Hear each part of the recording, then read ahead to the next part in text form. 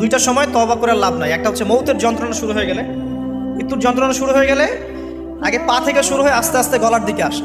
হাদিসে যেমনটা এসেছে, সূরা ওয়াকিয়ার মধ্যেও আছে যে পায়ের দিক থেকে যন্ত্রণা শুরু হয়ে আস্তে আস্তে আস্তে আস্তে এই গলার দিকে আসে, এবং আত্মাটা গলার এখানে যখন চলে আসে, এখান থেকে মালাকুল মউত আত্মাটাকে নিয়ে চলে যায় এবং চোখ দিয়ে তাকিয়ে থাকে মানুষ।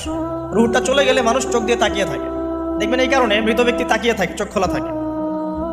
এবং তখন আসমান থেকে সিঁড়ি নামিয়ে দেওয়া হয়, ওই সিঁড়িতে করে আত্মা চলে যাচ্ছে, ও তাকিয়ে দেখে যে আত্মা চলে যাচ্ছে।